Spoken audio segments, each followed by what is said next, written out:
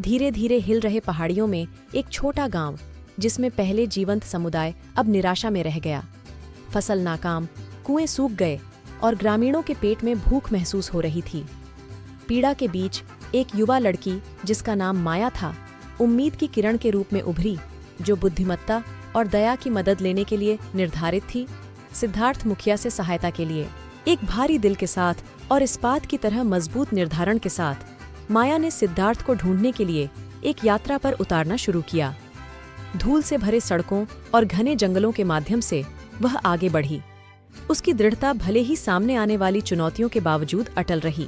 दिनों की यात्रा के बाद माया अंततः उस वृक्ष के जंगल तक पहुंची जहां सिद्धार्थ ध्यान करते थे।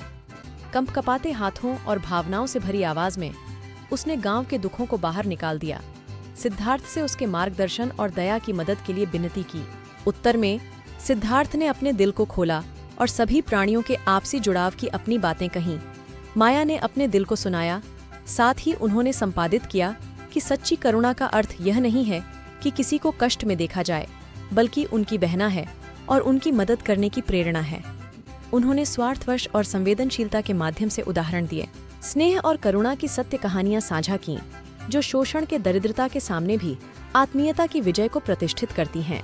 जैसे ही सिद्धार्थ के शब्द माया के ऊपर गिरते हैं, माया को एक गर्माहट का अनुभव होता है, जैसे कि लंबे सर्दी की रात के बाद सूर्य की हल्की छूट महसूस होती है।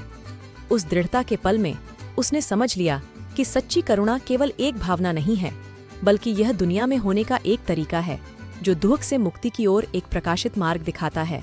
सिद्धार्थ की शिक्षाओं और नई मिली ज्ञान के साथ आज्ञा माया गांव के लिए वापस आई। जैसे ही वह चली, उसने अपने आसपास के परिवर्तन को देखा।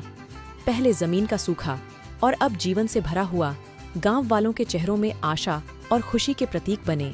सिद्धार्थ के मार्गदर्शन के माध्यम से माया ने करुणा की असीम शक्ति का आविष्कार किया कि वह भले ही बुरी परिस्थितियों में भी चिकित्सा और परिवर्तन कर सकती है।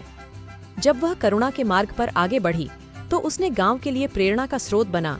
सिद्धार्थ के शिक्षाओं के द्वारा चिरंजीव विरासत की एक जीवंत साक्षात्कार। जैसे जैसे वह करुणा के पथ पर चलती रही, वह अपने गांव के लिए एक प्रेरणा स्रोत बन गई, सिद्धार्थ के शिक्षाओं के दृष्टिकोण का एक जीवंत प्रमाण।